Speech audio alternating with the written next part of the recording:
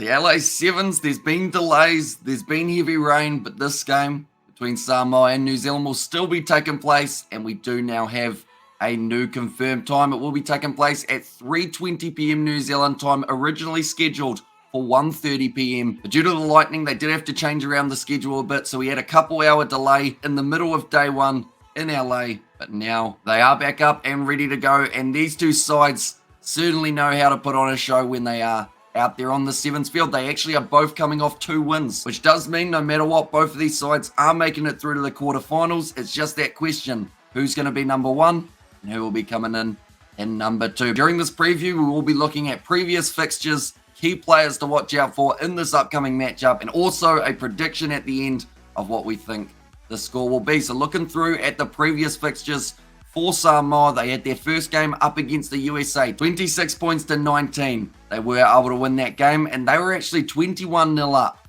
at one point in that contest. They allowed the USA to score late in that first half. Then the USA managed to get 2 unanswered early tries in the second. But Samoa somehow able to hang on with the last-minute try from Tuna Tuitama, and that secured themselves the win by the 7 points. And that was a very crucial one to have on the record. Looking at the next game for the Samoans, it was up against Chile. They were able to win it 31 points to 5. So a pretty comfortable win for the Samoans, and it also helped with that points differential just in case the USA were able to beat New Zealand.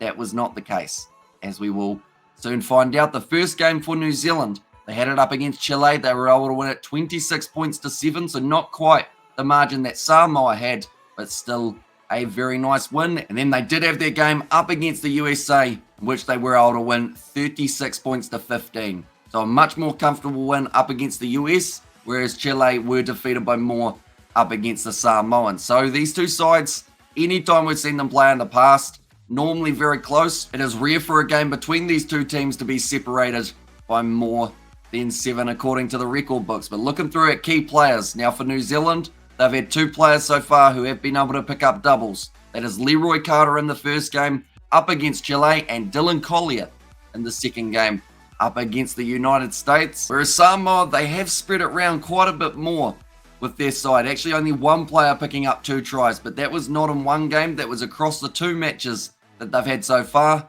and that was Tuna Tuitama, who from the start of the Sevens competition I said was going to be a key player. Got the size, the speed to go with it, and I think he could be quite crucial for the Samoans in this upcoming game up against the Kiwis. Another key player for the Samoans is probably Paul Scanlon. If he is kicking well, which is something he did in that first game up against the USA, Samoa should be able to tick over those extra 2 points every once in a while and just allow themselves to stay right in that contest up against the Kiwis. The last thing you want to be doing is missing those conversions and allowing the score to just stay that little bit closer heading into the final few moments, as normally New Zealand have a pretty good track record of winning a game in the final few seconds of a Sevens matchup. So if Samoa can take their chances early, not allow New Zealand to get that momentum, and also make sure that they take every point available for them in this fixture, I think they should have a real crack in this contest. But now we are up to that point of the preview,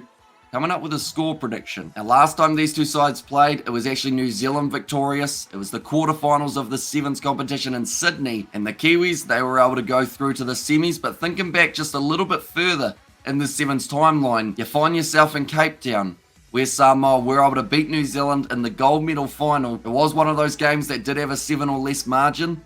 Samoans won it. So they've shown that they have the potential of being able to beat this New Zealand side. And to a certain extent, the wet conditions shouldn't impact them, because that Cape Town game was almost played underwater.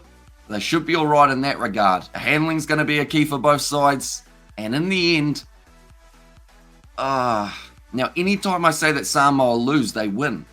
So it's more of that question of, do I reverse psychology myself, say that New Zealand's going to win, because then they'll lose? No, I've confused myself now. Right, my score prediction, I've come up with it. It took a little bit, took a couple minutes to work out exactly what I wanted to say here, but I am going to say New Zealand win this game by 12 points, which would be outside of that regular 7-point margin. But the way that they were able to play up against the USA, I feel they've just got that little bit more momentum heading into this matchup. They do also play pretty well in the wet normally, so that could also favour them in this Los Angeles Sevens matchup. So yeah, New Zealand by 12, 24 points to 12 will go as the score prediction, and we will have to wait and see how close it does end up being. But thank you all very much for tuning in. We will be doing the live commentary on the channel at 3:20 p.m. New Zealand time, the newly scheduled time for this match to start up, and it is not too far away at all. But thank you all very much for tuning in. If you did enjoy, be sure to leave a like and subscribe to the channel, and I will see you all